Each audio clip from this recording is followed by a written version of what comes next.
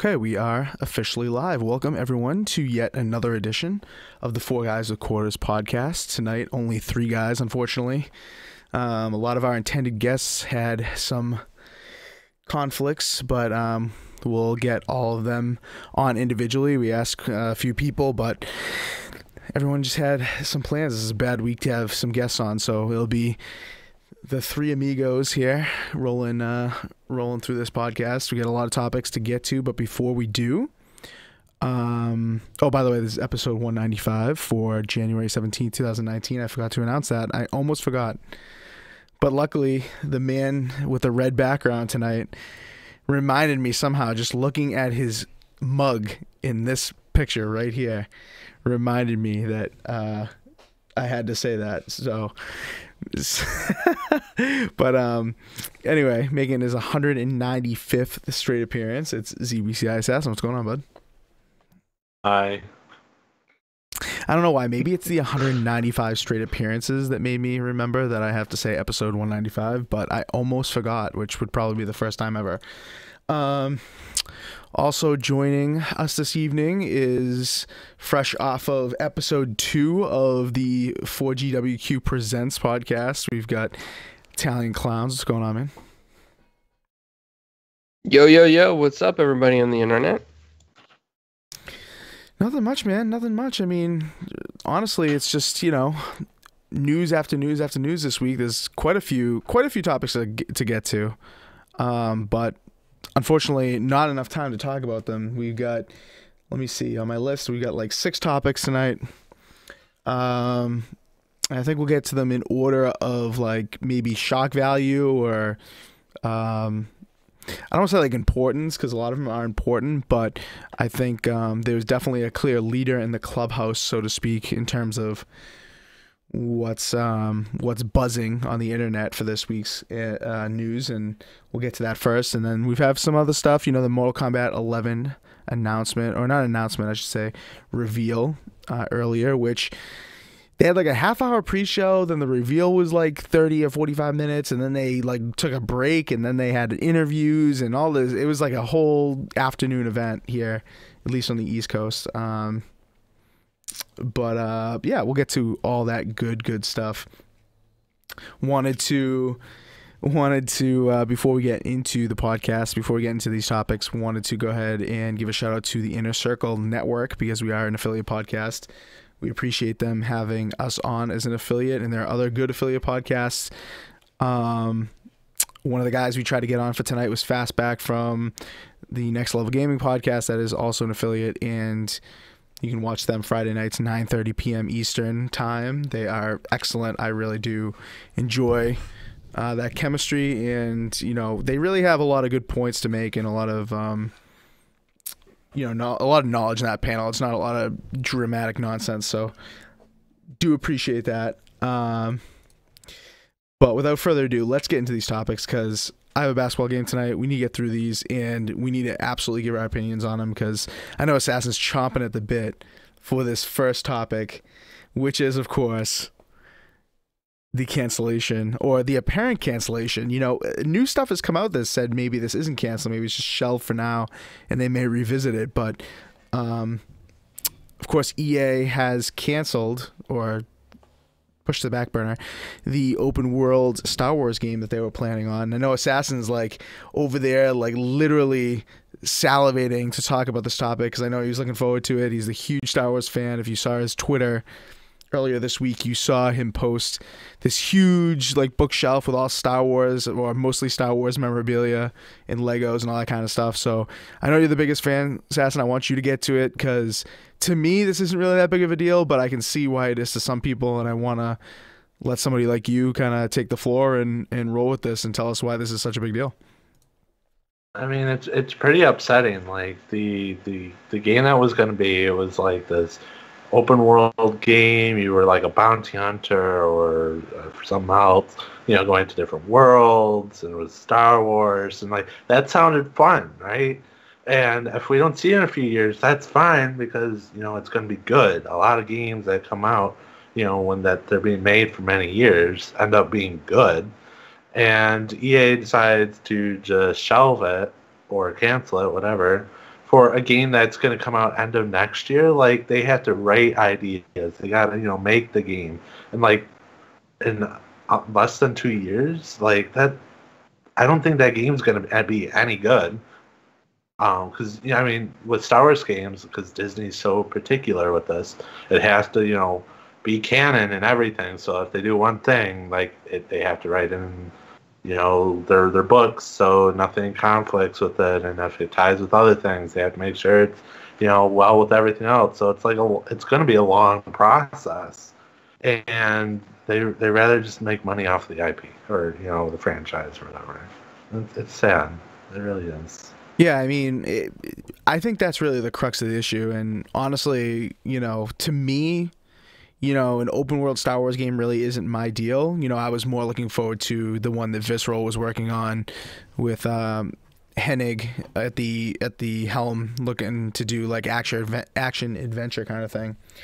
But for something like this, I mean, I was into it because of Star Wars. I love Star Wars, and I probably always will, even if it they do have strict requirements on staying canon and focusing on the nostalgia bug a little bit with how they've done their movies recently.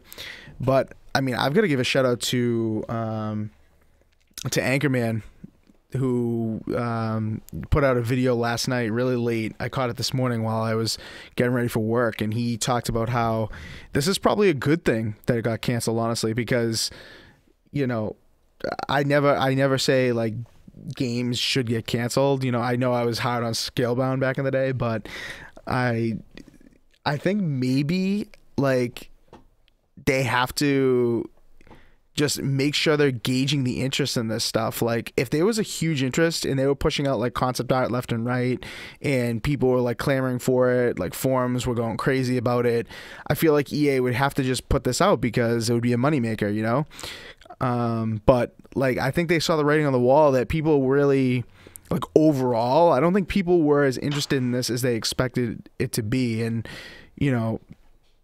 in terms of EA's like bottom dollar and like EA making like Star Wars games come to fruition, I think maybe this was probably like in their best interest. It sucks for the diehards like yourself, Assassin, because you were looking forward to this and you'd play like any game, open world or not. But it's, I don't know, like if EA were to screw this up or if it were to take too long to come out and it was trash, like then what? Obviously I think EA's reputation is harmed with canceling this thing anyway, but yeah, but with that game, like we knew it was a thing, right? It's not like Scalebound where they had some like every year we like Scalebound and they showed stuff and more Scalebound. This, they were just quiet. Like it could have been anything. It could have been absolute shit. It could have been the greatest thing of ever made, but we never knew. Mm-hmm. And that's I think the worst part is that we knew that they were making finally a game that's not Battlefront, and they've canceled everything that's not Battlefront so far. Yeah, except Respawn's game. Right, and I think it's. Oh, go ahead, Clowns. Go ahead, bud. I'm just gonna say, as I know there's a lot of Star Wars fans out there like Assassin, and then super fans like myself who are a little bit above Assassin. It's very sad that EA would cancel this game because, like Assassin said, we will never know, what this game is like. I mean, they should have left it up to the people to judge. EA makes terrible decisions, and they've been rushing their decisions with, business deals in mind instead of the actual player base. So I'm just very disappointed. Like Assassin, I'm on his side on this. I think that we need another Star Wars game, and I don't want it to take years now because if they reboot something, it's going to probably be a new studio at this point, and it's going to take forever for the thing to come out. It might be like mid-gen, next-gen for something. Yeah, and it wasn't the reason why Visceral's game was shut down, because it was going to be like a linear game and then you couldn't monetize it or something along those lines. So that's why they went to an open world or whatever. But now they're closing it because that's not what they wanted. Like clearly someone doesn't want any games to be made at this point. It's okay, Clown's good. Disney needs to get their crap together, and like they do with Marvel games, Marvel's on top of their stuff. Marvel makes sure the games come out. Marvel makes a decision after it comes out if it's something they're going to pull or keep supporting, like they did with what was their last venture that they decided to pull? But at least they came out, and they owe that to Star Wars to do something and make it happen. Let the fans judge for themselves. Yeah, I doubt Disney likes all this bad press going on, and EA's only bringing bad press. I think, with Battlefront, Battlefront 1 when it came out, bad press. When Battlefront 2 came out, terrible press. With the new DLC that came out, that was good press. But I think that was like the only time it had some really good press on EA Star Wars games. And now it's just more bad press. Yeah, and you guys have been talking about a little bit about the exposure thing, which I think is like EA's downfall a lot of this gen. Like, we just saw it with Battlefield 5. Hardly any exposure. The game comes out, they're wondering why the game isn't doing well. It's because, compared to their competitors, I hate to say, I like Black Ops 4. I actually think it's one of the better Call of Duties ever made, so I'm not, totally against it, but at the same time, it blows my mind that Battlefield, releases Battlefield 3, 4, and 1 within, a decade or whatever, and then, we finally get to a game that, takes everything to another level in terms of destruction, in terms of team play, with cool features that they talked about right away and then never mentioned again, like dragging your teammates out of battle in order to revive them and stuff like that, and towing AA turrets and all that kind of stuff, like really cool changes to Battlefield. And then they just keep quiet for so long, and people are just wondering, where's the news, where's the gameplay, where are the trailers? There's only a few companies that can do that, and EA I don't think is one of them anymore, honestly. Like Rockstar can get away with it, maybe Blizzard, but I know Blizzard's technically a subsidiary of Activision, but if Activision's done, a good thing this gen, they've turned around the perception of Call of Duty and how to really like keep people updated in terms of how their games come along, what's new for features, showing them, just enough of the carrot dangling in front. And EA, especially with Battlefield and with this game, they didn't dangle any carrot. Like, you're lucky if you got like that green shit like at the end of the carrot, that sticks out of the ground. Like, you're lucky if you got that much, you know what I mean? And I think that's actually the biggest downfall, because if this game were to the standards of, like some of the better Battlefronts or whatever, even if it was just to the standard of like Battlefront 2, because the most recent one that came out, not the old like iconic one, but the most recent one that came out, Battlefront 2, really was scarred because of the whole microtransaction thing. But if you look at the game, it's actually a good game. Like, I think it's actually pretty good. Albeit for like some of the heroes being a little, unbalanced or whatever. But, even if it was to that standard, I think it would have gotten a lot of attention, but they didn't even show that. They've never even shown anything. Like, we got a little glimpse in a YouTube video or some E3 video from 2016 of this game before it was even dumped by Visceral. And then other than that, we haven't seen anything. We haven't heard any talk or seen anything. Everyone's just hanging on by a thread. It's terrible. Nope. Fastback in the chat says Disney should spread Star Wars around Xbox, Ubisoft, Bethesda, Sony, Nintendo. And that's an interesting topic that I definitely wanted to bring up on the show. So thanks for mentioning that now. Fastback, kind of doing my work for me, doing a little bit of transition here. But what do you guys think about that? What do you guys think? Obviously, EA, put some money forth, and Disney obviously trusted them to use this franchise to the advantage of, getting out to the masses, because EA has a huge following and is known as one of the bigger, devs, publishers around. So what do you guys think of that? What do you guys think? Do you think they should open it up? If say Disney's pissed, right? Like you guys are suggesting Disney should be pissed. What if Disney was so pissed that they said, they somehow got out of their contract with EA and they opened it up? Should they open it up to everyone, or should they just pick a better company that is more aligned with what they're expecting people to do with this franchise? Well, I think they should, well, open it up. Like if Microsoft or Sony made a game, I don't think it should be exclusive because I don't think Disney would want something like that, especially with Star Wars. But like companies like Bethesda or whatever, like I maybe not like the smaller guys per se, unless they made something like amazing or good or whatever. But I think companies like Bethesda should come to Disney or have emails or phone calls or whatnot, and they should pitch ideas. And if Disney likes it, then I think they should work with them. I don't think Star Wars should be tied to one company because, like, I don't know if you guys saw my tweet, but there's certain games that not everyone can make. Like, you don't see Activision like making a good RTS, like, or I mean, EA these days aren't making good RTSs. They're making stupid mobile RTSs. Like, we don't need that. Right. So give it to someone who makes RTSs. Get another Empire at War. That's a fantastic RTS. But or the problem is, sorry to interrupt, but the problem with that is that these companies, when it comes to something like huge in terms of fanfare and in terms of franchise value, these companies want to lock it up. These companies want to offer the money and lock it up. Like, EA made a smart decision coming at this and probably offering the money that they could have offered to lock up Disney for good. Like, look what we just saw with 2K, right? Trying to lock up the the NBA license, and look what we've seen with Madden locking up the NFL license, and MLB The Show locking up the Madden locking up NFL, and then the MLB The Show locking up the baseball, right? They want to lock it up for a good reason, because they don't want Ubisoft's open world game to do better than Battlefront.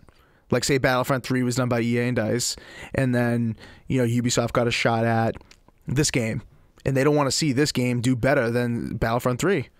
They'd rather lock up the franchise and only see a game released every couple years, have it be like 7.5 to 8.5 territory, and make a little bit of money than see them be outdone. You know what I mean?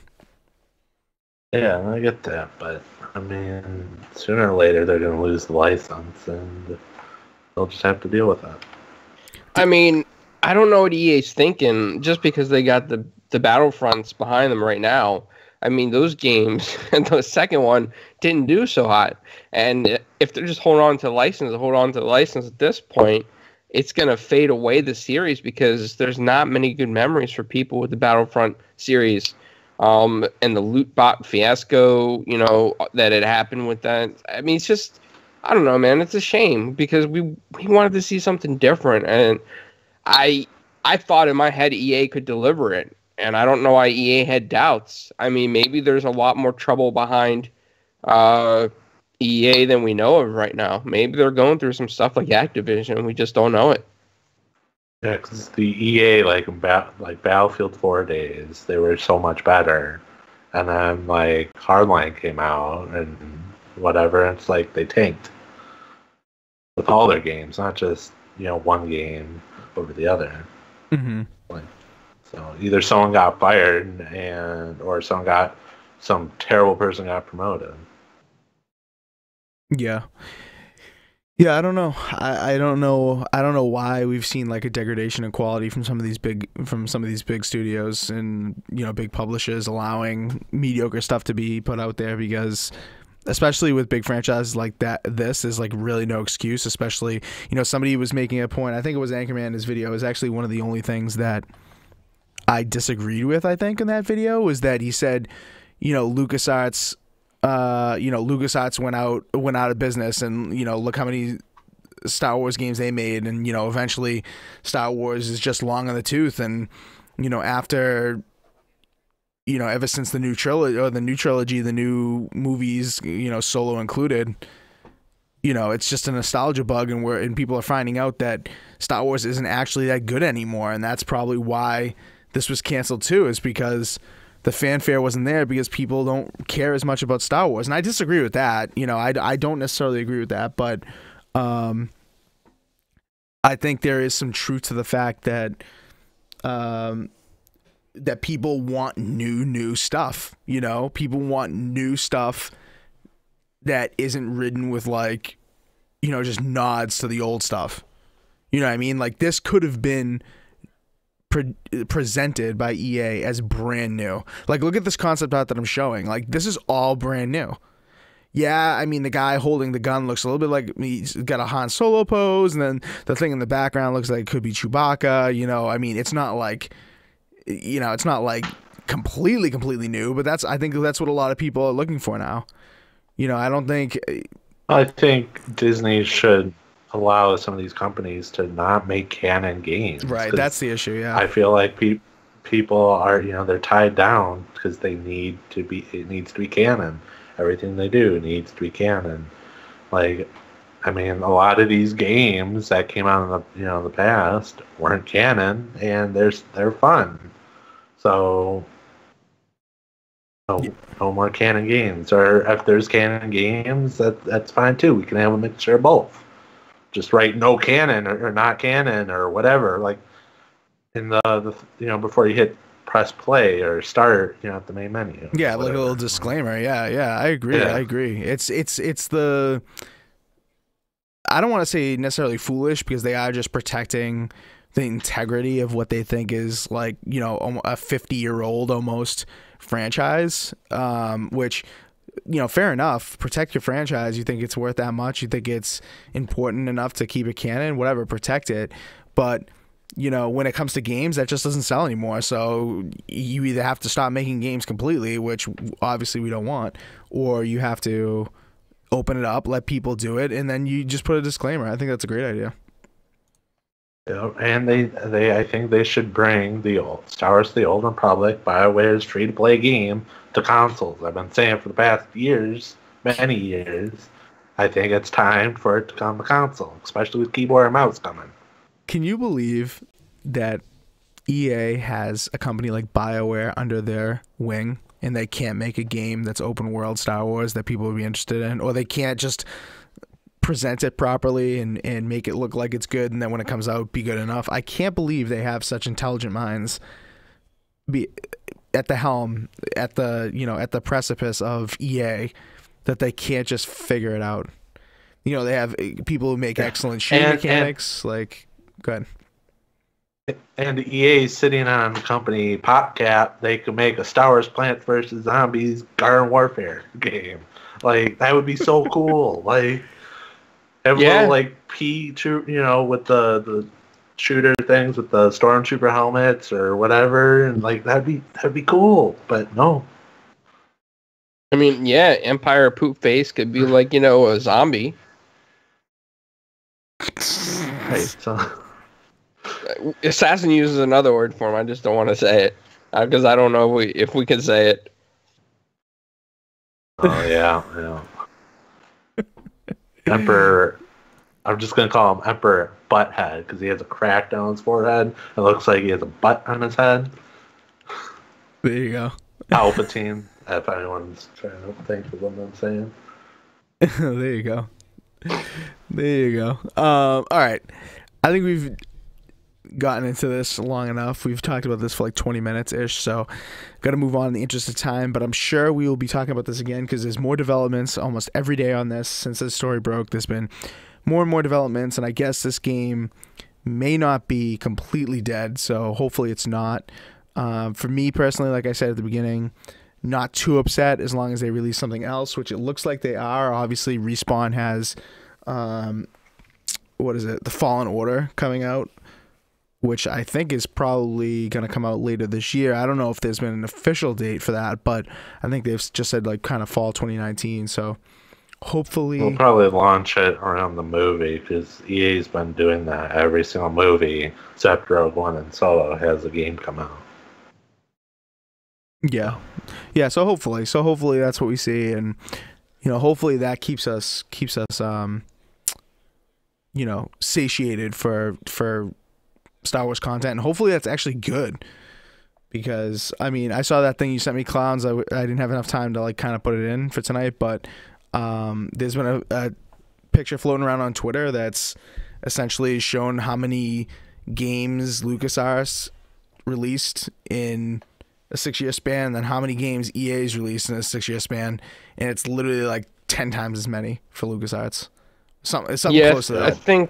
I think Assassin sent that one. Oh, was it Assassin? Oh, sorry, I thought it was Clowns. Yeah, I couldn't get it in time, but that is a good illustration of just, you know, how inefficient EA has been. And EA is just not looking good this gen, man. They're just not looking good. Anyway, all right, let's move on. Next topic, of course, another big thing that happened today. Actually, just a few hours ago. It was overly long, I thought, the entire coverage. I thought the reveal, if you will, they're calling it the reveal, happened earlier today, 1:30 p.m. Eastern Time, 10:30 Pacific Time. It was on Twitch. I don't know if it was on YouTube or what else it was on, because, you know, their promotional stuff just said Twitch, but I didn't even check YouTube. I just went to this link, the NetherRealm Twitch channel. But I see people in the chat already talking about this reveal and how amazing it was, and I want to Assassin, you were kind of giving us the play-by-play. Clowns was having a little bit of a health issue, so I think he took a little bit of a nap. But Clowns, did you end up actually even watching it or seeing any of it? I saw the fatalities preview, man, and that really looked good. Mm-hmm. Like I mean, that was right up in your face. It was violent, it was gory, and it looked really good. Yeah. It did look really good. I mean, I just can't believe, you know, how much better the graphics look than MK11. I mean, MK10, MKX, whatever you want to call it. I thought that, you know, obviously that game is a few years old now, so I shouldn't be too surprised, but that game just looked fantastic. Those fatalities looked true to life.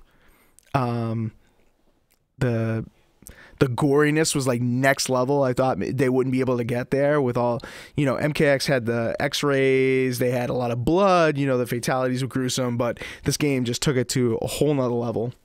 And yeah, that fatalities trailer was really nice. And also, you know, they have a couple other trailers out there, so if you missed the reveal, I suggest you probably go back and watch the whole thing. But if you don't have time for that, just look at all the trailers that they have. I mean, I think they released like 3 trailers today, if not more. That kind of summarized everything that was at the reveal without all the fanfare and all that. So, anyway, Assassin, I know you were watching it because you gave us the play-by-play in the DM today. So, what were your initial thoughts on this? I mean, the game looked beautiful graphically, which I was actually surprised. I don't know why, but it looked really good. I really liked that during like the fight, like it would just like, you know, zoom in and, you know, see you like bending like limbs, and it was sometimes going to X-ray. I think that was really cool. You don't really see that much. I wish like the it was the not kill cams, the X-ray cams or whatever in the other game. I wish they brought like the X-ray version, you know, because it's in the, you know, MK11, but it's not in the X-ray form. I wish it would be. But the brutalities, I love all the blood and gore. I think that's really nice, especially the one that they showed where he ripped off his face, they ripped it off again, and he ate his brain. Like, I thought that was cool. The customization, I think, is really nice. That the game needed, and they can severely monetize that. I'm afraid the prices on that. Oh my god! How was it? How was it when they showed that? The instant they showed that, I think me and you were thinking the same exact thing, because I typed in the DM and you responded like instantly to it. When I was just like, "Dude, this is AKA." I think I said like AKA microtransactions are in the game, because they showed off all of those customizations, and there are a ton. And I mean, that is an awesome thing. Hopefully, you can earn all those in game. But if you can't, that would really suck. But obviously there's going to be packs you know, there's going to be like a scorpion pack, you know, there'll probably be like a scorpion spear pack, you know, there's going to be, like we were talking about last week on the podcast, The Last of Us is probably going to be like hundreds of microtransactions on this thing. Oh my god, yeah. Hopefully they're not expensive like games these days. Thanks, Fortnite. But yeah, the stuff that they showed with the customization, like with the Scorpions, whatever, I forget what it's called, but Yeah, the spear. I mean, yeah, the spear, like the last one they showed, like that one looked really good. Like The Ember one, the whatever Blaze, I think it's called. yeah, like that one looked very good. And then letting you like customize like your fighting style and stuff like that, I thought was a nice welcome thing to the game. Mhm. I won't fool around with it. I personally never cared for fighters at all. Super Smash Bros. Is like the only like fighter game I really enjoy. I can get behind Mortal Kombat, but not much. The thing I'm worried about though is there's going to be no like accessibility options because I mean, everyone's tired of me hearing it or saying it or whatever. But like with like the nerve problems I'm having, like it's going to be really hard to play this game for more than 30 minutes. And I'm hoping there's some options that I can kick everyone's butt You may be saying in the game. you're even, yeah, dude. I was just gonna say you're even laughing before finishing that statement. You know that's not gonna happen. Yeah, that's not gonna happen. The best I can do is be easy bots, but you know I want to be easy bot for more than 30 minutes. You know, Yeah, if there's towers, like I want to play some of those towers, like MKX had, but you know I don't want to quit halfway through because my hand is in searing pain. I hear you. And that's you know, and that's one of the downfalls of games like this with fighting games. They require ridiculous precision now. It's a blessing and a curse really, because everyone wants a fighting game with complete combo systems, with elaborate, updated, up-to-date combo systems. You know, when it comes to like Street Fighter 2 or games of that type, that you know, the Street Fighter series is really the only one I think that hasn't really like made that leap. You know, Tekken's made that leap, Soul Calibur's made that leap. You know, Injustice 2, which you know, Injustice 2 did this customization prior to this. By the way, I didn't play enough of that game to know like what the microtransactions were on that, but you know, what else? Like Mortal Kombat. I mean, not Mortal Kombat. This is what we're talking about. Killer Instinct. Like these games have all taken like the combo systems and the, you know, the need to be very quick to the next level. Whereas like Street Fighter is not a game like that. It's very technical, and very precise down to like the single button hits, not necessarily as combo heavy, so to speak. But you know, it's a blessing and a curse because somebody like you, Assassin, no offense, but you're probably gonna get your ass whooped because there's gonna be people that are gonna be able to like knock out those combos with precision way quicker and accurate than you because of, you know, the issue you just talked about, which sucks. But you know, I hope there are a few accessibility options, and I hope that there are some easier towers and stuff, and I hope it's like, you know, I would like it to be kind of like Smash Brothers. The newest Smash Brothers has that classic mode where the skill kind of like changes depending on how good you are. You know, you can start at one level, and then if you beat them, like if you whoop their ass, it'll bump up to a way higher level, and then if you beat that person, it'll go up to another higher level, and then maybe it'll be a tighter match, and then the next time you play, the next character you play will be like right around your level. You know, it's like fine-tuning the difficulty. I hope there's something like that in this game, and I think they could do it, but... well, even Halo Wars 1 even had something like that, like... If you won, your score went up. You lost, your score would go down or stay the same, whatever. Yeah. I get what you're saying. Yeah. Yeah, so you get the accessibility thing. I mean, the customization things. That's definitely way improved. More like Injustice, but I think it's to another level.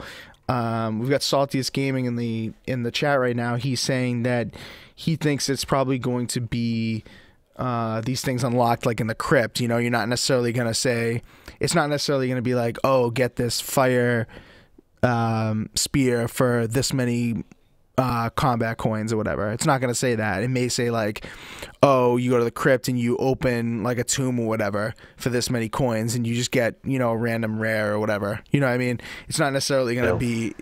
Whereas the microtransactions, I feel, are gonna be more geared towards not just combat coins, but also like character shortcut packs, almost like Battlefield, where like you can just unlock all the spears for this price. I feel like they're probably going to go that direction. Obviously nothing has been set in stone or like announced in that regard, but I just feel that that's going to be what it is. What else? Clowns, you got anything else in this? I know you kind of missed this, but are you excited for MK11? I feel like you played a decent amount of MKX. Yeah, I think I played a little bit more than Assassin. Yeah, I'm really excited for this. And, everybody out there who plays Mortal Kombat knows that Sub-Zero, is the best character in the game. So I hope you all support me and go Team Blue with Sub-Zero. Dude, you want to hear something funny about that? I do support you, by the way. I love Sub-Zero. Sub-Zero is better than Scorpion, hands down, no questions asked. But there were people on Twitter already bitching, and on Reset Era already bitching that they use Scorpion again for the cover person, not Sub-Zero this time. There's already people complaining about that. And I'm just like, man, I feel like as much as I don't like Scorpion, I mean, Scorpion's kind of like the face of Mortal Kombat, you know what I mean? Or like Liu Kang. I like the forces of Mortal Kombat, or maybe even like Raiden. Like Sub-Zero is probably like 4th or 3rd in that list. So, and also other games in the past have had him on the cover, so, which people probably don't remember or realize, but like, that Mortal Kombat Sub-Zero spin-off game where it's not even a fighting game, it was like a side-scrolling like beat 'em up. Remember that one? I don't think I ever played that one. Mortal Kombat. What was that one called? Sub-Zero. What the hell was that one called? Somebody in the chat help me, please. Mortal Kombat Mythology, Sub-Zero. Go check that out, clowns, on like your approved ways of playing games, quote unquote. Because that one was like a side scroller. It was all about Sub-Zero. And it was on N64 and PlayStation 1, and it was a huge controversy back then because the N64 one didn't have like the live action cutscenes, and the PlayStation version did, because the N64 couldn't have video, right? So that was what the controversy was back then. And then indie gamers in the chat saying the Shaolin Monks one with Liu Kang. So Liu Kang's had his spotlight. Now that's why I think Scorpion's getting the love. And Scorpion kind of fits more with the color scheme too that they're going for, with this like golden color scheme, Yeah, but they can make it blue. No, but like effects. I get what you're saying. I'm just throwing it out there. They could make it blue instead of yellow. And you know what? I also saw on Twitter something I agree with. I wanna know what you guys think about this. Is that people were saying, how cool it would be is if you order the game and like you could pick which cover you had, or if like it had the cover on one side, it had Scorpion, on the other side of the cover, it had Sub-Zero, and you could like flip it when you got the game. That'd be cool. Or like if you bought it digitally, you can enable like in game, like which one shows up when you have like your box or whatever. Like on PlayStation or Xbox. This thing's actually coming to Switch too, which I did not even realize. But no special. I can only imagine what that game's gonna look like on the Switch. It's not gonna be like 167p, I don't think. Like like Ark Survival Evolved, right? But Cloud, you make a good point in the chat. We all know Scorpion's a bad clone of Sub-Zero. Nice. Nice. I have a question for Assassin, though, while we're on this topic. Please. Do you have a favorite character, Assassin? I mean, Sub-Zero is pretty cool. Boo, but we all know the alien Xenomorph, I think, was in the MKX, is the best character. So, Which one? The aliens from the movie Aliens. Oh yeah, yeah. From the so DLC character. We all know that one's the best. You're a goon. Did you guys see what Taz just said? That he's a ripoff of Jack Nicholson in The Shining. That's a good one, Daz. I like that. Also, want to give a shout out to Lady Foxfire in the chat, who said that Injustice 2 had 2 different covers.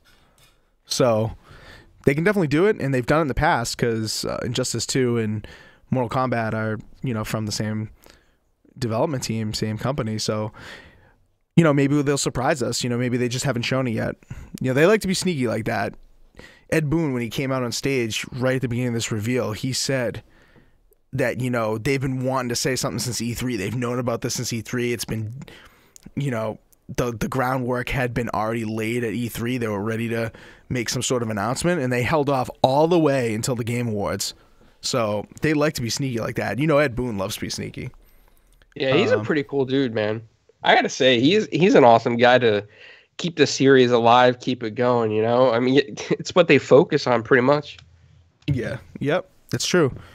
It's true. He's been the constant ever since the Midway days, ever since the beginning. He's been the constant, and he's, you know, this is one case where, you know, they could have just kept the game to be the same old, you know, kind of tying it back into the last topic. They could have kept it to Mortal Kombat canon, but they expanded all their characters. They have a new character in this one as well that looks really badass. What's his name? Like Garrus or something like that. Garrus, I think. There's a full trailer just showing off his moves and his fatalities and stuff. But yeah, I mean, they could have just kept a canon, you know, but they didn't. They expanded the characters, they expanded the move sets, they expanded even the meters down the bottom are different now. You have a defensive meter and an offensive meter, which is completely different from pretty much any fighting game I've ever played. So needless to say, I was pretty impressed. I think we all were. But those graphics, man, before we get off this topic, those graphics, dude, those were incredible. Just incredible. Yeah. You know, and real quick, too, I don't know if we mentioned this, but I saw Ed Boon post that Ronda Rousey is going to do, I think, like Sonya Blade's voice or something. Yeah. She was on stage. She was on stage today. She was kind of... Assassin, was she kind of awkward a little bit, or was that just me? Personally, I think she was up there to a little bit longer than maybe it should have been, but I don't know. That's just me. I mean, it's cool that she's being voiced in, but I don't know. It just seemed long for that. Yeah, I missed that reveal, so I didn't get a chance to see it, but I just think the fact that he correlated a character with like an MMA fighter is pretty cool, you know, because you don't always get that from these guys, and I just think that for him to think a little bit outside the box now that his franchise has grown so well the way it has is kind of like a smart move, man. Yeah, definitely. I'm surprised they didn't like base the face off of her like in the game, you know.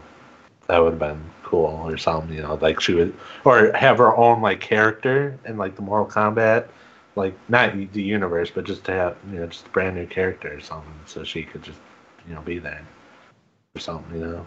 Yeah. I don't know if they're kind of, I mean, time will tell, of course, but I don't know if they're kind of done with the bringing people in from other franchises thing. I mean, obviously, when they showed the screen with the character selector, I thought that there were a lot of characters there, and obviously they can expand that with DLC. But I don't know, something about me thinks that they may be done with that. I don't know what it is, but I just get this vibe that like bringing new people in from like other universes, like whether it's real life universes or whether it's like another game. You know, I think they may be done. I don't know. It's just a hunch I have. Well, didn't they do with the DLC bringing new characters like that, not an MKX, but not have the game launch with those kind of characters? Yeah, no, they definitely could. I mean, maybe they will still. I don't know. This would have been a great opportunity for EA and Disney to like franchise out a little bit. Imagine like Jedis and Sith fighting in Mortal Kombat to the death. I mean, that'd be kind of cool, right? Well, in Soul Calibur, depending on the platform you were on, you could have got Darth Vader, Yoda, or the guy from The Force Awakens, I believe, or someone else, I forget. In Soul Calibur on the 360. Yeah, but just imagine though, like, you know, Darth Vader like using his lightsaber to cut somebody's head off and then holding it up. But the question is if Disney wants something like that, because it could look so cool chopping someone to bits and pieces. But that's tied to Star Wars name, and I don't know if Disney wants something like that. Disney needs to grow up a little bit at this point. Well, yeah, you know, like Disney they need to get outside the box. Grow up.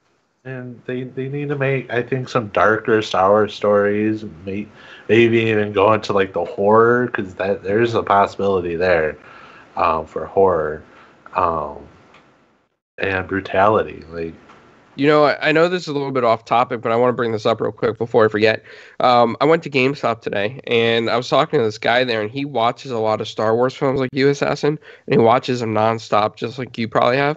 And what he likes to do is he likes to look on the internet for like sub packs for Star Wars, and he loves to put like Chinese sub packs on the Star Wars films. And he said that in one of the scenes, because China censors everything, instead of like saying the Force and things like that, it said the Presbyterian Church, because China doesn't want superstitious stuff in their films because it creates like a chaotic mindset over there. So they use the Presbyterian Church in one of their subs. Give me a break with that. I'm dead serious, dude. The guy's gonna like tell me like the name of the sub and the link, but yeah, he's dead serious, and it was like a Chinese approved sub. It wasn't like, you know, somebody just doing it for fun. Jeez, it was a real approved Chinese sub. Wow, that's bad. Oh my god! Well, people in the chat are actually suggesting, Fastback is suggesting maybe there's another Mortal Kombat movie and Ronda Rousey is Sonya. I mean, I think we're going off the deep end here with that. But I mean, maybe bad idea. Oh please, no. I'm with you on Fastback. I'm with you. Nothing could be worse than the second Mortal Kombat movie. That was terrible. That movie was hideous. Yeah, that movie was hideous. One of the worst lines ever, right? That one with Sonya or whatever. Not Sonya, sorry, Sindel. Right? When Katana walks up to her and that movie is like, Mother, you're alive, or whatever. And then Sindel is like, too bad you will die. You remember that part? See, I don't remember any of the Mortal Kombat movies. I just know that they're awful. I am not spending my time watching that. No, watch it again. Shit. Watch it again, because that line, or go to YouTube and type in, you know, the worst lines ever in movie history, and that's on every single list. Like, that's on everybody's list. Like, you'll laugh your ass off what's in that list, and that one is considered one of the worst too. It's unbelievable. All right, let's move on. In the interest of time, we'll talk more Mortal Kombat as, of course, more information drops. But we must move on to another big topic, another reveal this week. This week is just full of reveals, man. Just full of them. Division 2, which is coming out next month. Is it next month or is it March? Oh my god, next month is February. I'm getting ahead of myself. You're right. It is March. I said next month thinking it was already February for some reason. It is March. Yes, the beta is next month. The beta is from the 7th to the 10th. Some sites are reporting to the 11th. It's probably going to be one of those things where they're like, "Oh, here's an extra day, surprise," and everyone gets so happy about that. But their official stuff all says the 10th. So I'm gonna go with the 10th. It'll probably be the 11th, but just be prepared for that. And you know, it's coming to all platforms other than Switch, so it's gonna be on PC. Obviously, they made news by saying that it's coming to the Epic Game Store and not to Steam, so that's a pretty big deal. Obviously, it'll probably be on Uplay, I'm guessing. But I mean, that's probably a given, but it's on Xbox, on PlayStation. Graphics look great so far. Even what they've shown on Xbox hardware has looked really good. And so, you know, you can pre-order it now. They showed a little bit of a trailer. We're going to run that trailer in just a sec when I can get to it here. But I don't know, what I saw about the trailer, I really, really liked. I mean, we're going to show the story trailer first. Hopefully there's no audio. If there's audio mixing in, let me know, because there shouldn't be. But, you know, I thought the trailer looked really good. I'm actually really interested in it. I think that I think that obviously it's an extension of the first game. Obviously it's in a different location, Washington, D.C. I actually prefer the way this one looks. It's brighter. It's more vibrant. You know, it's maybe a little less iconic than some of the New York City locations, or less run down looking, but I actually prefer it. So before we get into the multiplayer stuff, which dropped today, what did you guys think of this Division news and the Division trailer? Beautiful game. Beautiful game. And everybody that's watching right now, besides smashing the like button and sharing this link, you should all buy Division 2 and play with us.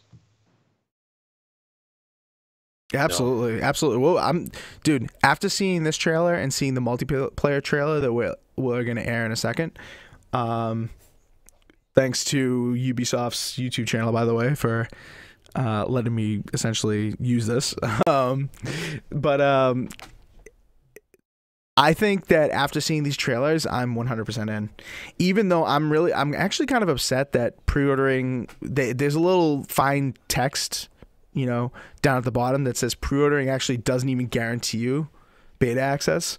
Because you can either get beta access, you can either try to get a token by pre-ordering, or you can sign up on their site without purchasing. And obviously, I'm assuming that pre-ordering gets you a better shot at getting the beta access. But I have a feeling if you digitally pre-order it, you know, don't go through any other stores, you're pretty much guaranteed, because I have a feeling they're not going to send you a code. It's just going to, you know, you go to the beta page and it's just going to say install. I have a feeling you're pretty much guaranteed with that. Yeah, it's a smart little pro tip. That's a good little pro tip. I mean, if you're going to do that, if you're going to get it digitally, you might as well. I mean, nobody has discounts on digital games anymore. It's like you have to. Why not buy it from the marketplace? You can't do like Best Buy Gamers Club Unlocked on digital, even if you grandfathered into that plan for a little bit longer. You know what I mean? So you might as well just get it directly through the platform, and you probably. It's a good idea. That's a good idea, Assassin. You probably should go about doing that if you absolutely must have the beta. But there is fine text that says pre-ordering does not guarantee you placement. And I don't know if that means because retailers have been kind of spotty on sending beta codes recently. You know, we've had that problem with Amazon. We've had that problem with GameStop a little bit. But I don't know why they said that, but that has me a little worried. Well, they're probably doing it for probably legal issues. No, like, of course, if they but say like, you're guaranteed, like, and you don't get one, like, people are going to be super pissed. Okay, fair enough. But as a little bit of a stark contrast, if you looked at the MK11 reveal that we were just talking about, that clearly said guaranteed beta access if you pre-order. Like they literally if someone doesn't get in because of pre-orders, I mean, they better sue their ass. Well, I mean, I guess, but I mean, I would be pissed. Lawyer up, Ed Boon. All right. Clowns, I know you were talking about the Division on Twitter a little bit after seeing this reveal, saying that you kind of have a little bit of renewed hype for this thing. So what's got you excited for it? Is it the story mode, or is it more like the multiplayer stuff? You know, I just think the environment, it's like after, you know, the virus outbreak, civilization survives, but it's like in archaic shambles, chaos, and probably anarchy, which end of the world kind of stuff. I always love that kind of stuff. So I just think the premise is pretty cool. And the fact that eliminate Division agents with extreme prejudice was really a nice touch to it, because it makes you feel like, now, is it Division agents like good guys or bad guys? You know, you kind of gotta like play the game to figure that out. So it's exciting. Yeah, I agree. I agree. I like the focus. I like the focus on more of like the Civil War kind of aspect stuff. Like I feel like in the first game, obviously, you know, it was about the outbreak, and obviously it was, you know, you had quarantine segments, and obviously, you know, you're protecting assets and everything. But this one, I feel like there's just a little bit more of a focus on like man versus man. You know what I mean? Fighting it out to, you know, protect yourself, and not necessarily like protect like what do you call it, antidotes or anything like that. I feel like it's more like man to man, like, you know, the survival of the fittest. You know what I mean? I feel like the last game wasn't as much like that. In this one, it's like you got like obviously mechanical warfare with guns. You've got biological warfare with some of the new abilities, with like that bee thing that they showed off at E3, that's deployable, that like launches the bees in the air, whatever they are, and that attacks the enemies and stuff like that, and shows off their weak points and everything. I like those things. I love those things about this game. I think the biggest challenge we're gonna have is that Assassin and I are probably gonna be really excited for this. And I just hope we don't get to the end game and there's nothing left, and then you haven't leveled up yet, because like I want to play it all together. You know what I mean? And I'm kind of worried that we might level up too fast in this. If it was like the first one, you know. I mean, we could always create, different characters, like Borderlands. We could have a dedicated when we all come together and just use that character type. Yeah. Thing. That makes sense. Because I recently installed, I'm installing currently actually Division 1, and I was wondering if you guys wanted to play it, because yes, this game, like just watching these trailers made me reinstall this game, the game, because I want to play it. Like it really wasn't that bad. Like some of the decisions that they made were pretty bad, but many updates later, who knows? The whole game from beginning could have changed, the stuff. Yeah, and I kind of want to touch on that a little bit, because I know there's a lot of hesitation in the community. A lot of not even just on Twitter, but I've been hearing it, even in stores when I see like pre-order cards for this at Best Buy and stuff like that. I hear rumblings of people saying, and Lady Foxfire is in the chat. She said it kind of perfectly. She goes, "I'm gonna wait on this and see, because wait and see on this one, because I paid $100 on first day for the first one, and I only played it for about a month or two, and I lost interest, and there were bugs and crap. So when I tried to come back to it, I just didn't care for it. Almost like the first impression was bad enough, and that's definitely valid for this game, because this game had a terrible, terrible first impression. And like a lot of Ubisoft games, they have, worked on it, and, I haven't played it in a while, but from what I've heard, it is a lot better. There are things that have been fixed. Extra content that's been added that's really worthwhile. Obviously they did that with Siege as well. Siege came out of the gate, it wasn't quite as good, Rainbow Six Siege, but when they updated it, when they added more content, it got better and better. I don't like it because of mechanics stuff, but in terms of content, I mean, you can't argue that there's been a lot of content added, and they're trying, and they're suiting the needs of like their hardcore. But do you think that's the case with this game? Do you think it's gonna actually do worse, because the first beta broke like all kinds of records for people playing that beta? Or do you think that kind of interest is gonna carry over to this game, to see if the issues have been rectified, if they want to get back into the Division as a franchise? Or do you think people are gonna be scorned and this is just actually not gonna do as well, even though it may be better? Well, I think it's going to do worse than the first one, but they do stuff like what they posted the trailer today on the Dark Zone and MP, and just list like what they're changing and making for the better. Like the Dark Zone, like there's going to be like different Dark Zones, like modes or whatever. Like one would be kind of like the normal Dark Zone, but like when you go in, your stats will be at like not at a set rate, but they'll lower them, so then not one person is like super OP just dominating the whole server. Like everyone can have fun. And then you have a mode like, just to compare it to Destiny, like the Iron Banner, right? So all their stats matter and stuff, and like they're gonna like a certain section will have that, and to cater for more of the hardcore. So they're catering for both, and I think that's really nice, because maybe like Clowns and I play a bunch, right? And then you come in Inferno, and we can still go to the Dark Zone, and you'll be under leveled, but you'll still do stuff. And then they have like zones where people are being total douchebags, which is going to happen in a multiplayer game. We see in Sea of Thieves. There's sections where turrets will only shoot rogue. You had to get that Sea of Thieves. I purposely didn't put this as a topic. You had to get that Sea of Thieves stuff in there. But go ahead. I let you go ahead. But like there's sections where if someone's being a dick, you could go and the turrets will then help you fight rogue agents, and I think that is pretty cool because you can feel safe, but you're not safe at the same time, and it doesn't make people frustrated as much, and they won't leave the game as quick. Yeah, I totally agree. I agree with that assessment 100%. I'm way more interested in the Dark Zone now that I'll have a fighting chance.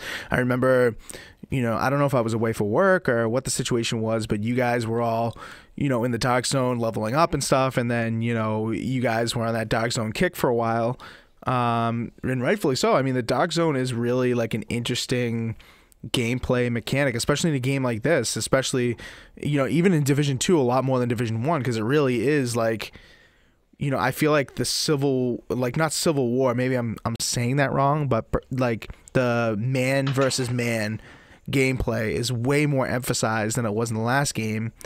It's not necessarily for, at least the way it's presented now, it's not necessarily for a resource. It's like a survival of the fittest thing, and that's exactly what you'd expect in the Dark Zone. And the way they talk about the actually, let me take the opportunity right now to switch trailers to the multiplayer one, since that's what we're talking about now. So in the Dark Zone, I feel like they emphasize right from the get-go how awesome the loot was, how you can why isn't this playing, how you can go in, state your intentions. Essentially, you don't have to like go in and automatically be rogue, how with the turrets and all that. Like, it's way more inviting to groups of friends that aren't just able to put in like thousands of hours. It's just it's a lot of, I don't know if it's a necessarily something that people were bitching about so they had to make that correction, or if they just came to the conclusion themselves that would just be a player first kind of move. You know what I mean? Like, I don't know, because I know a lot of people that did like the Dark Zone in the old game, that thought it was perfectly fine, liked one big Dark Zone that played like it did. Like, if you go in there, you better for lack of a better term, like, nut up. Like, you better be ready to fight, but that just doesn't suit the needs of everybody who plays these kinds of games. So, well, exactly. Like, if we played Division right now, Clowns and I loaded it up, or you joined us or whatnot, we'd get our butts destroyed because there's no scaling, right? So it's just like going to go back to Destiny, Banner, and like, you've played in years, you're just gonna get like your butt kicked. So that's what Division 1's like, and Division 2 is supposed to be changing that. And supposedly that they're adding, like, I think it was from Ubisoft, like they're adding like more anti-cheat stuff, because apparently PC had cheaters and all that junk, so they're supposed to try to remove all that. They added like more servers so we don't get that annoying lag. I know there was a bunch of that, I think, in the first few weeks or months or whatever of Division. And I just think overall it's going to be a lot, hopefully a better day one experience on Division 1. Yeah, I agree. I mean, they know what they have to do now. I mean, they've gotten their feet wet. They have the formula of doing it right. I mean, I can't even say that's necessarily going to guarantee it, because look what happened with Destiny. But say what you will about too many cooks in the kitchen there, with Activision and Bungie potentially pulling two separate ways on that string. But with this, I think they know what they have to do. I think they're gonna do it, and I think the exposure that they're showing, I think obviously I'm not going to play the video here with audio, but if you were to go and watch this video on Ubisoft's YouTube channel, you will hear audio of a woman describing like all of these features of both the Dark Zone and the new conflict mode, which is like a PvP, like traditional multiplayer. They have like a domination kind of mode. They have like a team deathmatch kind of thing, so they're catering to the needs of everyone. And the woman explains it very clearly that, right from the get-go, they are focused on the end game. They're focused on revising the end game. They're focused on suiting the needs of everyone, and they're in it to satisfy the customer. It's not like they're presenting it as, here's what it is, now go play it because it's amazing, like they did with the Division 1. You know, like the Division 1 they thought was so revolutionary. Like you could tell in the tone of their voice. They would just, you know, with all the reveals. Remember all the reveals where they had like everybody chatting? Remember that? Like they had the 4-player chatting. Like at the E3 presentations where it was like, okay, I'll do this, like Roger. They thought it was like so. Oh yeah, and then they killed the other team that they were with while they were extracting or whatever in that video. Yeah, exactly. Yeah, I exactly. remember that video. Yeah, and they thought that was like so revolutionary. They were like, after they'd shown that, they were like, you know, so prideful of the good job they did showing off a game that had that kind of gameplay that they knew would just be killer. And now it's like a total change of heart. Now they're focused on the consumer, which is, I think, gonna help them out. But you know, the damage may be done, unfortunately. We'll see. I mean, the game could be like the best game coming out this year. I mean, it has that potential. Yeah. I'm day one on that, 100%. 100%. I think we all are. I think we're all ready to go get that thing. I'm probably gonna pre-order it digitally. Hopefully, I can get my brother into it, and especially now that, you know, playing with somebody that's under leveled isn't necessarily gonna hinder you too much, or hold you back or whatever. Like, I think that, you know, this is a kind of game you can really recommend to everyone and game with anyone at any point. So, all right, other than that, I don't think there's really much to say. Get in on that beta. You know, you can sign up. You don't have to pre-order necessarily. You can go to the Division 2 website and just sign up and try to get a code that way. I'm sure there'll be friend codes, so, you know, try to hit one of your friends up, try to mooch off them, if you will. But until then, I think that's essentially it for Division. Now for a topic that is surprising but kind of not, but has huge implications for the Nintendo Switch. It's looking like, Clowns, I mean, Clowns, you gotta tell me, were you surprised to see this when it leaked that you know, Super Nintendo games are probably coming to the Switch Online service and potentially poaching their sales of the SNES Classic and stuff like that? Or did you think that this was definitely coming and, you know, better sooner than later?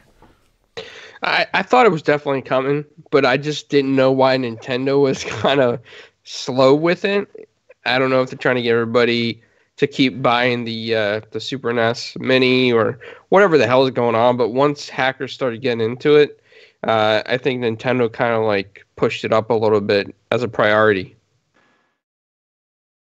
Yeah, I agree, and I think Nintendo is actually scared of the modding scene. Obviously, we've talked about in the past podcasts about how a lot of the new Nintendo Switch revision probably has to do with blocking the modding scene, since modding is just easier than it probably should have been. I don't know when Nintendo's going to learn, but nonetheless, does it say we're not live? No, we're live. No, we are. Oh, okay. For some reason, my YouTube disconnected. No clue why. Oh, okay, weird. But yeah, I think they're afraid of the modding scene. I think they're trying to give people what they expected. You know what I mean? Like, how many people bitched about there not being a virtual console? Everybody. Yeah, because, I mean, a lot of us hardcore gamers that got into the Switch was the promise of, hey, we're going to port some VC games over. And then they're like, no VC. And then they go, Nintendo Online, we're going to have some NES games on there. And then when you get to those NES games, they kind of suck. You know, with the exception of like one or two. And all of us that are hardcore nostalgic were like, where the hell is the rest of your library? I mean, this thing could play N64. And Nintendo's got to think about this too, because the RetroArch emulator is already playing N64 games on the Switch. Like, I mean, that thing blew it wide open. And you can play almost every system on the Switch. So what the hell is Nintendo doing taking so long? It's about damn time something came out like this, and it pushes Nintendo to do something faster. Yeah, and you know, I definitely expected this to happen faster. I'm actually shocked that it's taken this long as well, because I've got the quote right here from Reggie Fils-Aimé, from obviously the Nintendo America director. The man that you always see on stage at E3 or at the Nintendo Directs and stuff like that. You'll always see him. You probably know who that is. If you don't know the name, you definitely know who it is. He said the virtual, and this is a direct quote, by the way, back in 2018. Like, I think this happened early 2018. The virtual console successor is Nintendo Switch Online, right? He says, with the mentality that says we're going to be offering a slate of games, and it's a slate that's going to increase over time. So, in order to be the virtual console, you can't just offer NES games. So I know people, because of that statement, if you'd seen that, you're probably already expecting SNES games to come.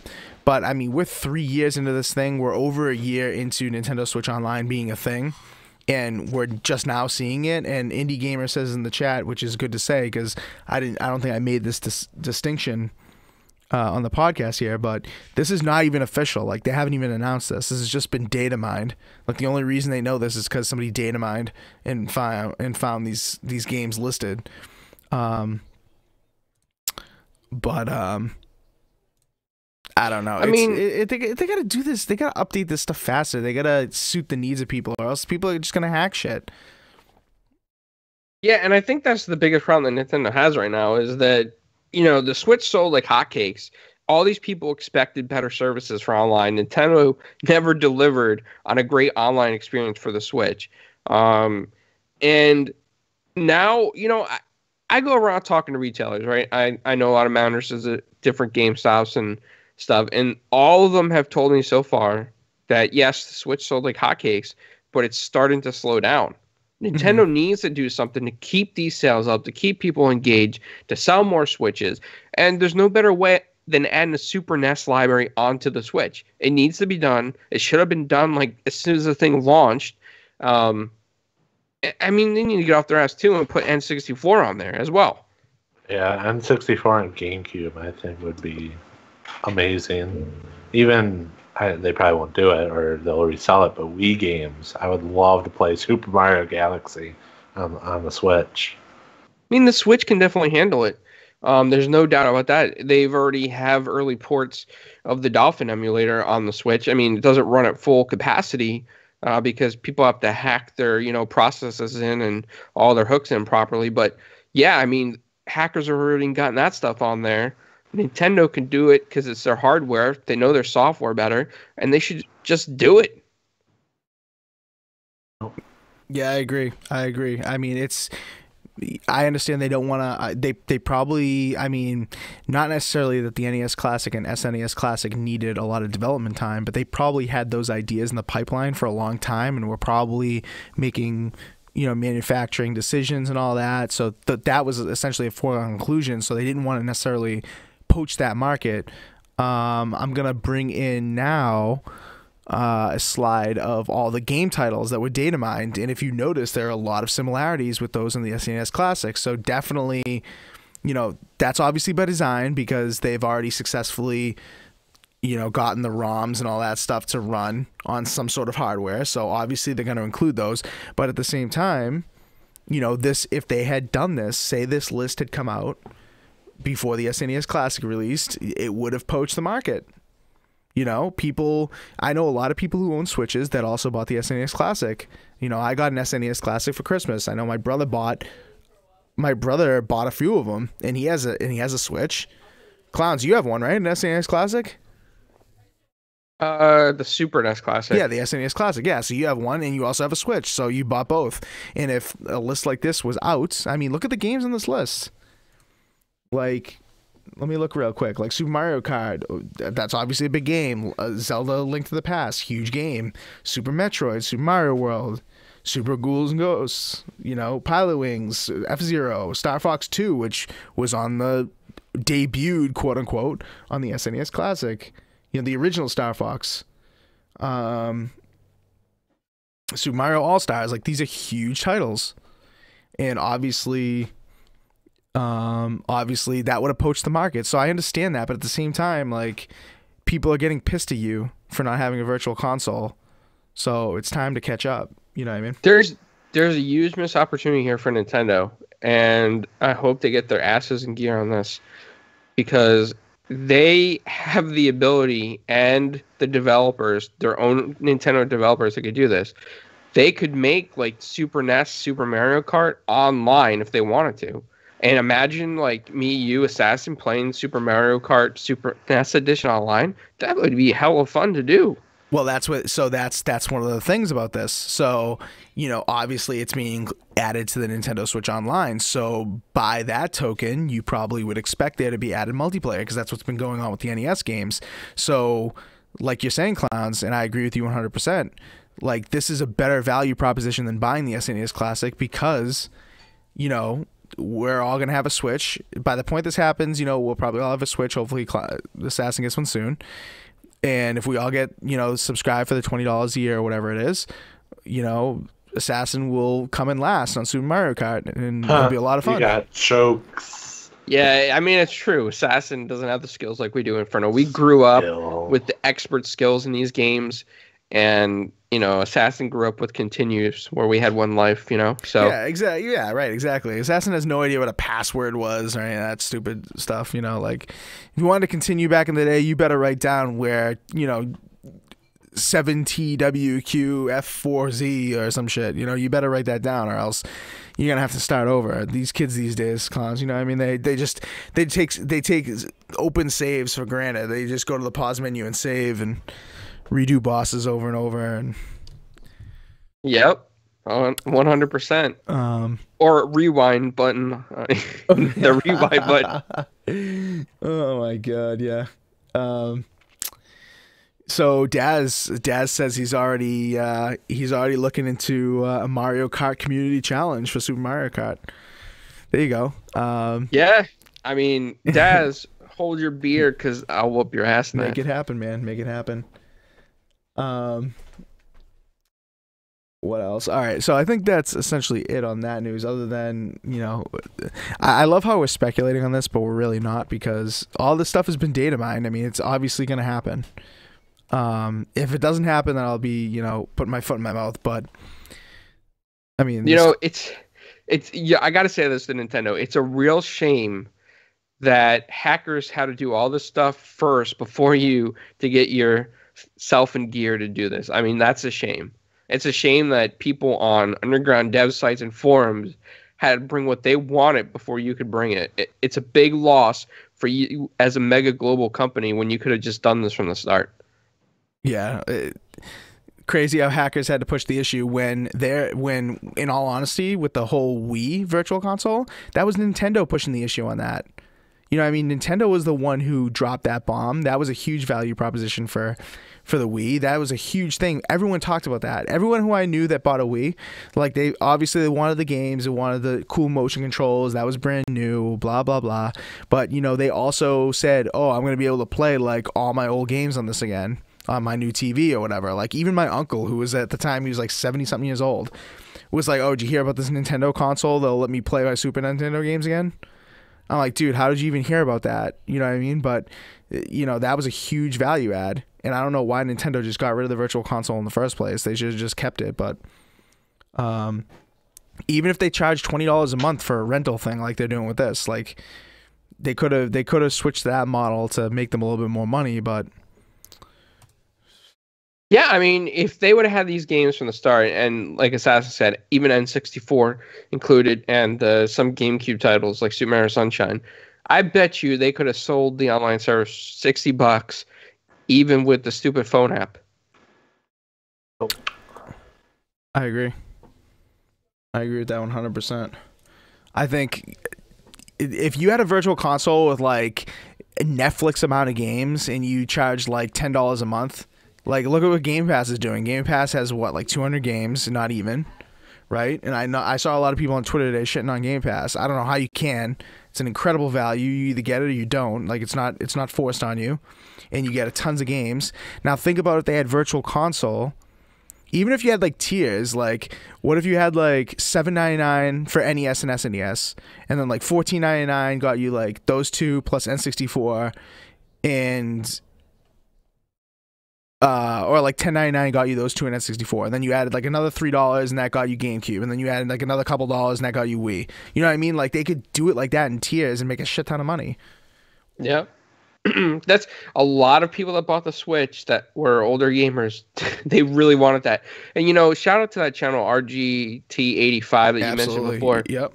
Because even he was on page with this in some of his videos. He was like, "What is Nintendo thinking?" Yeah. Yep. Indie Gamer wants to know what they were saying. People were saying that Games Pass sucks. People were saying it's too expensive. It's not enough. The games are not good enough.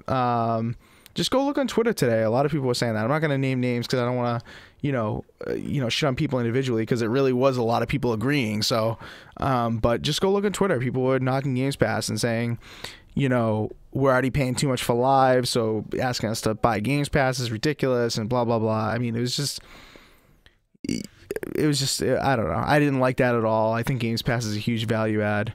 For $10 a month, I think it's a must. For a lot of people who are paying, you're paying $60 for Crackdown 3. You're paying $60 for Forza Horizon anyway. So who cares? You're gonna be paying more for Netflix. Oh, yeah. So I think that's actually no. He's right. I think that's actually where the argument started in the first place. I think it was the whole paying for Netflix thing, paying more for Netflix. But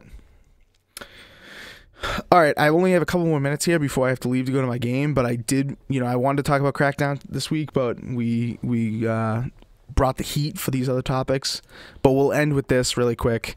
Did you guys see the news on Windows Central about all the news about this Xbox Maverick thing, the discless Xbox console? It's going to be cheaper. Day one. Assassin, what do you think, bud? Are you gonna pick this up? Because I think this is a proposition for the cloud stuff in the future, but it's basically a discless Xbox One S, and who knows what it's gonna be. I heard some people say maybe only $100.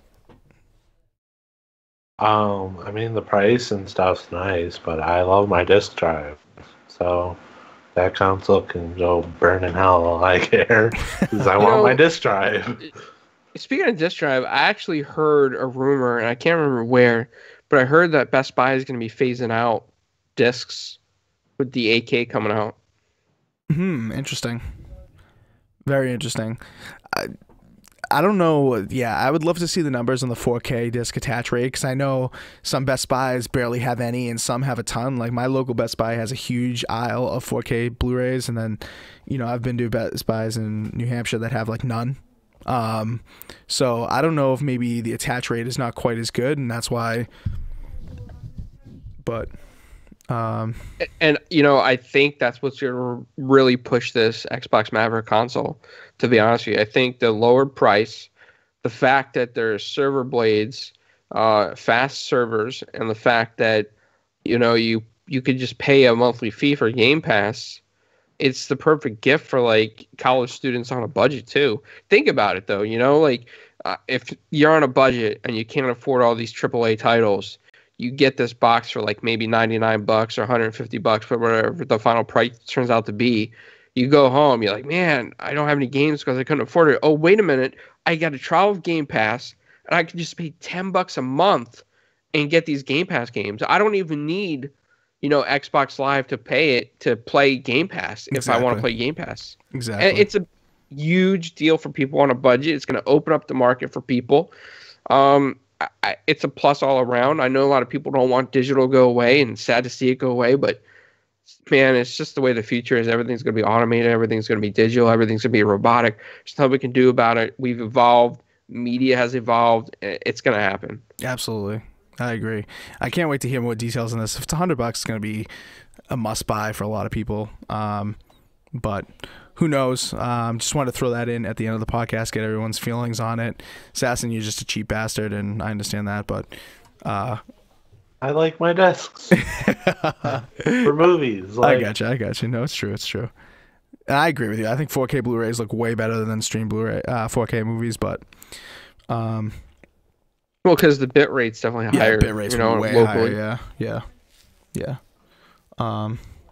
So we'll see. We'll see what the bit rate is streaming games too, to see if those get any real loss in quality. But from what we've seen from like other streaming services so far that have done well, like that Google one and Nvidia's, and it's been good. It's been good. So who knows?